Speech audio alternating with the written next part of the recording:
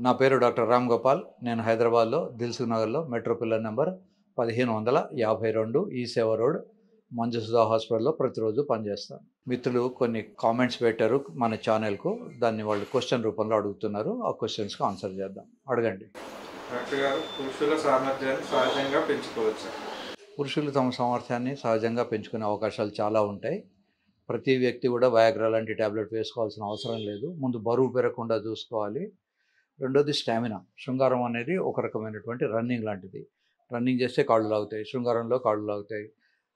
బాగా కడుపు నిండా తింటే ఆయాసంతో శృంగారం చేయలేరు. బాగా ఆయాసంతో రన్నింగ్ చేయలేరు. ఒక రౌండ్ ఆఫ్ రన్ కాగానే సెకండ్ రౌండ్ ఆఫ్ రన్ చేయలేరు. అట్లాగే శృంగారం కూడా ఒక రౌండ్ కాగానే వెంటనే సెకండ్ రౌండ్ చేయలేరు. కనుక ఏ వ్యక్తికైతే ఒక 15, 20 నిమిషాలు స్టామినా ఉంటుందో వాళ్ళు 5, 10 నిమిషాలు శృంగారంలో పాల్గొనగలరు. ప్రతి వ్యక్తి కూడా బరువు పెరగకుండా తన సామర్థ్యాన్ని పెంచుకోవాల్సి ఉంటుంది.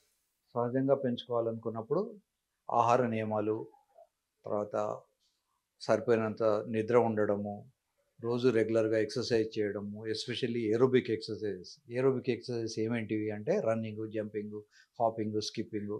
మీరు సోషల్ మీడియాలో గూగుల్ గాని చేస్తే ఏరోబిక్ ఎక్సర్సైజెస్ అంటే మీకు లిస్ట్ ఆఫ్ ఎక్సర్సైజెస్ వస్తాయి. ఇందులో ఏదో ఒకటి కనీసం చేయడం. కనీసం 15, 20 నిమిషాలు స్టామినా కలిగి ఉండడము. ఇవన్నీ కూడా ఇంపార్టెంట్ ఫ్యాక్టర్స్. ఈ ఫ్యాక్టర్స్ కనుక మీరు మెయింటైన్ చేయగలిగితే మీకు సహజంగానే పెరుస్తుంది. తర్వాత దుస్తులు కూడా టైట్ అండర్‌వేర్ వేసుకోకూడదు. కొంచెం లూజ్ వేసుకోవాలి. స్నానం చేసేప్పుడు వేడి నీళ్ళతో స్నానం చేయకూడదు. చల్లటి నీళ్ళు కనీసం రూమ్ టెంపరేచర్ నీళ్ళతోనైనా స్నానం చేయాలి. ఈ చిన్న చిన్న చిట్కాలు పాటిస్తే చాలా వరకు మనం చేయొచ్చు. ముఖ్యంగా జంక్ ఫుడ్ తినకూడదు. తర్వాత పొట్ట రాకుండా చూసుకోవాలి. ఆయిల్స్ తక్కువ తినాలి. ఈ ఫుడ్ మీద కూడా కొంత కాన్సంట్రేషన్ అవసరం. ఫ్రూట్స్, వెజిటబుల్స్ ఎన్ని తీసుకున్నా నష్టం లేదు. Especially fresh fruits, fresh vegetables తినాలి. ఎర్రగా కనబడతాయని కేవలం యాపిల్సే తినాల్సిన అవసరం లేదు. యాపిల్స్ ఎక్కడో కాశ్మీర్‌లో పండుతాయి. అవి మనకు హైదరాబాద్‌కొచ్చేసరికి ఓ వారం రోజులు అవుతుంది. ఈ వారం రోజుల కిందవి మళ్ళీ మనం తీసుకొచ్చి ఫ్రిడ్జ్‌లో పెట్టుకొని మన ఇంట్లో తినేసరికి అది ఇంకో 2, 3 రోజులు మొత్తం 10 రోజులు పడుతుంది. 10 రోజుల కింద తెంపినటువంటి పళ్ళల్లో శక్తి ఉండదు. కనుక ఫ్రెష్ ఫ్రూట్స్, ఫ్రెష్ వెజిటబుల్స్ తినడం అలవాటు చేసుకోండి. ఈ మధ్య కాలంలో ఒక కొత్త కల్చర్ వచ్చింది. ఫార్మ్ ఫ్రెష్ అని. కారేసుకొని ఊరవతలకెళ్ళినప్పుడు అక్కడ ఫార్మ్స్ ఉంటాయి. మీరే చెట్టు మీద నుంచి మీకు కావాల్సిన వెజిటబుల్స్ కట్ చేసుకొని తెచ్చుకుంటారు. అప్పటిదప్పుడు వాళ్ళు బిల్ చేసి ఇస్తారు. తెచ్చుకోవచ్చు. So, anything fresh is always good. Please continue. Doctor గారు, ఎంతో మంది యువకులు త్వరగా శృంగార లోపానికి గురవ్వడానికి వెనుక ఉన్న కారణాలు. ఎందుకు త్వరగా అయిపోతుంది చాలామందికి అంటే, చాలామంది ఎక్సర్సైజ్ చేయట్లేదు. చాలామందికి స్టామినా ఉండట్లేదు. ఏదో కొద్దిమంది మాత్రమే మీరెప్పుడైనా జిమ్‌కెళ్తే కొద్దిమంది మాత్రమే కనబడతారు. ఇంత పెద్ద పాపులేషన్‌లో చాలా కొద్దిమంది మాత్రమే రెగ్యులర్‌గా జిమ్‌కెళ్ళి ఎక్సర్సైజ్ చేసేవాళ్ళుంటారు. శృంగారం అనేది ఒక రకమైనటువంటి ఎక్సర్సైజ్ లాంటిదే. తర్వాత లైఫ్ స్టైల్ అంతా మారిపోయింది. పూర్వకాలంలో ఎలా అంటే, తాగే నీళ్ళ కోసమైనా నెత్తి మీద బిందె పెట్టుకొని ఓ 2 కిలోమీటర్లు నడవాల్సొచ్చేది. తర్వాత ఎవరి పని వాళ్ళు చేసుకునేవాళ్ళు. కూరగాయలు అవి వాళ్ళే వెళ్లి తెచ్చుకునేవాళ్ళు. లేదా కొనుక్కొని తెచ్చుకునేవాళ్ళు. మార్కెట్‌కి వెళ్ళి వచ్చేవాళ్ళు. ఇప్పుడంతా కూడా జొమాటో, టమాటోలో అయిపోయింది. చేతిలో పట్టుకొని మనం సెల్ ఫోన్‌లో ప్రెస్ చేస్తే మనకు ఇంటికి సరుకులొచ్చేస్తాయి. కూరగాయలొచ్చేస్తాయి. ఈవెన్ వంట కూడా వచ్చేస్తోంది. సో, శ్రమ అనేది బాగా తగ్గిపోయింది. శ్రమ లేకపోయినప్పుడు శరీరానికి శృంగారం అనేది ఒక శ్రమతో కూడిన పని. కనుక శృంగారం చేయడంలో కూడా వీళ్ళకు ఆ సామర్థ్యం ఉండట్లేదు. రెండోది కోవిడ్. కోవిడ్ వచ్చి వెళ్ళిన తర్వాత చాలామందికి చాలా ప్రాబ్లమ్స్ వస్తున్నాయి. శృంగారంలో కూడా చాలామందికి ప్రాబ్లమ్స్ వస్తున్నాయి. ఒక హార్ట్ అటాక్ అనేది మనం అంతకుముందు 50, 60 ఏళ్ళు వస్తే గాని వినేవాళ్ళం కాదు. ఈ మధ్య కాలంలో 20, 25 ఏళ్ళకి కూడా వస్తుంది.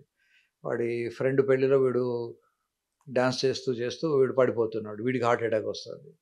ఎందుకొస్తోంది అంటే రక్తనాళాలు డ్యామేజ్ అయిపోయినాయి కోవిడ్ వచ్చి వెళ్ళిపోయిన తర్వాత. ఈ రక్తనాళాలు అంగానికైనా, శృంగారానికైనా, ఎముకలకైనా అన్నీ కూడా రక్తనాళాలతోటే వాటికి జీవితం. సో, ఫీమర్ అంటాం. తుంటె బొక్కలు. దానికి ఫీమోరల్ హెడ్ అని ఒకటి హెడ్ ఉంటుంది. దానికి ఏవాస్కులర్ నెక్రోసిస్. దానికి బ్లడ్ సప్లై అందక అది నల్లబడిపోతుంది. నెక్రోజ్ అయిపోతుంది. That is also common after the covid. తర్వాత erectile dysfunction common after Covid.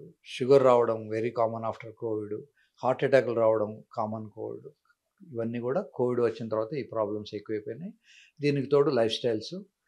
రెగ్యులర్గా ఎక్సర్సైజ్ లేకపోవడం, జంక్ ఫుడ్ తినడము, లేట్గా నిద్రపోవడము, లేట్గా తినడము, రాత్రి 1 గంటకు 12 గంటలకు అర్ధరాత్రి మిడ్ నైట్ బిర్యానీ అని వెళ్ళి తినడము, ఇట్లాంటి కార్యక్రమాల వల్ల దాంట్లో పోతుంది. తర్వాత ఎక్కడ లేని ఆదుర్ద, ప్రతి వ్యక్తికి టైంకి వెళ్ళాలన్న తాపత్రయము. సో ఈ టైంకి వెళ్ళాలన్న తాపత్రయంలో ఎవరికీ టైం లేదు. ఆఫీస్కి వెళ్ళేవాడు 2 గంటలు ప్రయాణం చేస్తే కానీ ఆఫీస్కి వెళ్ళలేడు. స్కూల్కి వెళ్ళేవాడు గంట సేపు ప్రయాణం చేస్తే కానీ స్కూల్కి వెళ్ళలేడు. సో ఎవరి కమ్యూనిటీలో వాళ్ళకు దగ్గరలోనే స్కూళ్ళు, ఆఫీసులు ఉంటే ఈ ప్రమాదాలు ఉండవు. కానీ సొసైటీలో చాలా చేంజెస్ వచ్చాయి. ఇదివరకు ఏమిటంటే చిన్న టౌన్స్ ఉండేవి. ఆ చిన్న టౌన్లో హార్డ్లీ 1 కిలోమీటర్ కూడా నడవాల్సిన అవసరం ఉండేది కాదు. ఇప్పుడు వీళ్ళ రెసిడెన్స్కు, స్కూల్కు మధ్యలో చాలా దూరం ఉంటుంది. అలాగే ఆఫీస్కు వీళ్ళ రెసిడెన్స్కు మధ్యలో కొన్ని కిలోమీటర్ల దూరం ఉంటుంది. అమ్మాయిలైనా అబ్బాయిలైనా హడావిడిగా బస్సులోనో, స్కూటర్ మీదనో, ఇంకేదైనా వెహికల్లోనో మొత్తానికి హడావిడి అనేది ఎక్కువైపోయింది లైఫ్లో. సో ఈ హడావిడిని తగ్గించుకొని నిదానంగా ఉండడం నేర్చుకోవాలి. తర్వాత ఫుడ్ విషయంలో జాగ్రత్తలు తీసుకోవాలి. Especially contaminated food. ఇప్పుడు మిల్క్ తీసుకుంటే ఆ గేదెకే వాళ్ళు ఆల్రెడీ ఇంజెక్షన్ ఇస్తారు. ఆ పాలు తాగిన పాల వల్ల ప్రోడక్ట్స్ పెరుగు వంటి తిన్న 8 ఏళ్లకే అమ్మాయిలకు రజస్వల వస్తుంది, మెనార్కీ వస్తుంది. అలాగే మగపిల్లలకు బ్రెస్ట్ పెరిగిపోతున్నాయి ఆ పాలు కానీ ఆ పాల ప్రోడక్ట్స్ కానీ తింటే. సేమ్ థింగ్ వెజిటబుల్స్ కూడా కెమికల్స్ చాలా ట్రీట్ చేస్తారు. మనం తాగే నీళ్ళలో కూడా కెమికల్స్ ఉంటాయి. నీళ్ళు మామూలుగా పూర్వంలాగా లేదు. ఇప్పుడంతా బాటిల్స్లో కొనుక్కుంటారు. ఆ బాటిల్స్ ప్లాస్టిక్వి ఉంటాయి. ఆ ప్లాస్టిక్ కొంత నీళ్ళలో కరిగి మన శరీరంలోకి వెళ్ళి దానివల్ల కొంత డ్యామేజ్ అవుతూ ఉంటుంది. సో పీల్చే గాలి కూడా శుభ్రమైన గాలి దొరకట్లేదు. వెహికల్ వదిలే పొగ, తర్వాత సిటీ చుట్టూ ఉన్నటువంటి ఫ్యాక్టరీస్ వదిలే పొగ, ఈ వ్యర్థాలన్నీ కూడా మన శరీరంలోకి స్లోగా ఎంటర్ అవుతున్నాయి. కనుక ఇవన్నీ కారణాల వల్ల కూడా శృంగారంలో సామర్థ్యం బాగా తగ్గిపోతుంది.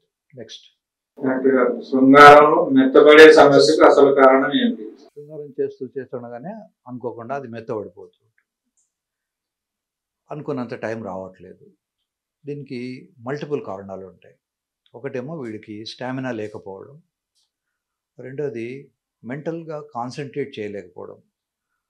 మగవాళ్ళ అంగము ఆడవాళ్ళ శరీరం లోపలికి ఎంటర్ అయిన తర్వాత అతడు అమ్మాయి చెంపల్ని, అమ్మాయి ఫేస్ని, అమ్మాయి షోల్డర్స్ని చూస్తూ ఎంజాయ్ చేయాలి.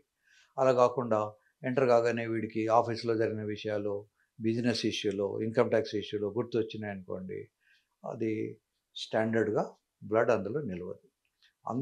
మగవాళ్ళ అంగం మధ్యలో యురెత్రా అని ఒక ట్యూబ్ ఉంటుంది. దాని ద్వారా యూరిన్ వస్తుంది. ఆ ట్యూబ్ చాలా సన్నగా ఉంటుంది, ఒక పెన్ను సైజులో ఉంటుంది. ఆ మిగతా అంగంలో ఈ పెన్ను పోగా మిగిలినటువంటి ఏరియా అంతా కూడా స్పాంజ్ ఉంటుంది. దాన్ని మెడికల్ భాషలో కార్పొరా క్యావర్నోజా అంటారు.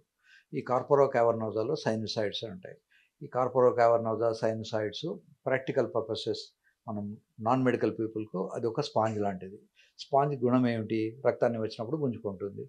అది రక్తాన్ని గుంజుకున్నప్పుడు హార్డ్గా అవుతుంది, రక్తాన్ని వదిలేసినప్పుడు అంగం మెత్తబడుతుంది. శరీరంలో ఒకే ఒక భాగము ఇలా గట్టిగా అవడము, పెద్దగా అవడము, మళ్ళీ చిన్నగా అవడము, మెత్తగా అవడము, ఇవన్నీ ఉంటాయి. అదే మగవాళ్ళ అంగము. సో ఇలా ఈ రక్తం రావడము, నిల్వలేకపోవడంకి కారణాలు ఆ స్పాంజ్ మీద పనిచేసే మందులు ఇంతవరకు కాలేదు.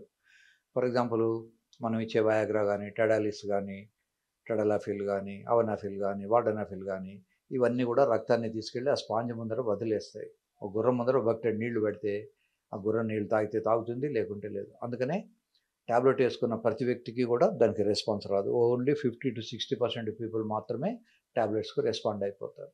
ఎవరికైతే ట్యాబ్లెట్స్ రెస్పాండ్ కావో, ఎవరికైతే ట్యాబ్లెట్ టాలరేట్ చేయలేనంత సైడ్ ఎఫెక్ట్స్ రావడము, హెడేక్ రావడము ఇట్లాంటివి ఉంటాయో వాళ్ళందరికీ పినల్ ఇంప్లాంట్ సర్జరీ అని ఒక సర్జరీ ఉంది.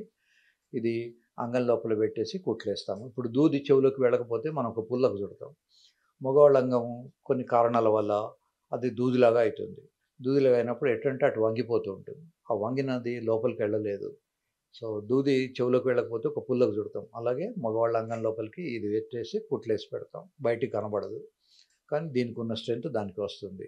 ఇది ఎంత స్ట్రెంత్ ఉంటుందంటే, అవసరం అనుకుంటే ఇది 500 గ్రాముల బరువు కూడా మోయగలదు. సో ఇప్పుడు మనం దీంతో 500 గ్రాముల బరువు మోయగలుగుతాం. సో ఈ ఇంప్లాంట్ పెట్టించుకున్న వాళ్ళకు లోపలికి వెళ్ళడము, లోపల ఉండడము, లోపల 5 నిమిషాలు 10 నిమిషాలు ఎంత టైం అంటే అంత టైం ఉండిపోవడము జరుగుతుంది. కనుక శృంగారం అంటే 3 స్టెప్స్ మగవాళ్ళ తరఫు నుంచి గట్టిపడాలి, లోపలికి వెళ్ళాలి, లోపల 5 నిమిషాలైనా మినిమంగా ఉండాలి. ఈ 3 ఫ్యాక్టర్స్ ఉంటేనే శృంగారం జరిగినట్టు. ఈ 3 ఫ్యాక్టర్స్ జరగవు కొన్ని.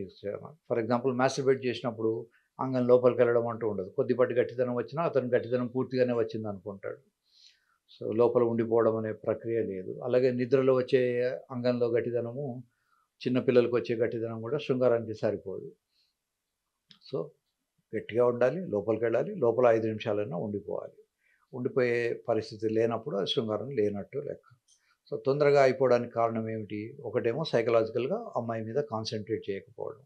రెండోది వీడికి చాలా ఫ్యాట్ ఉండేసి అసలు స్టామినా లేదు. ఒక్కోసారి నా పేషెంట్లు గేట్ నుంచి నా రూమ్లోకి వచ్చేసి కూర్చున్న తర్వాత వెంటనే పేరు చెప్పవా అంటే 5 నిమిషాలు అని దమ్ము తీసిన తర్వాత వాడి పేరు ఏదో చెప్తాడు.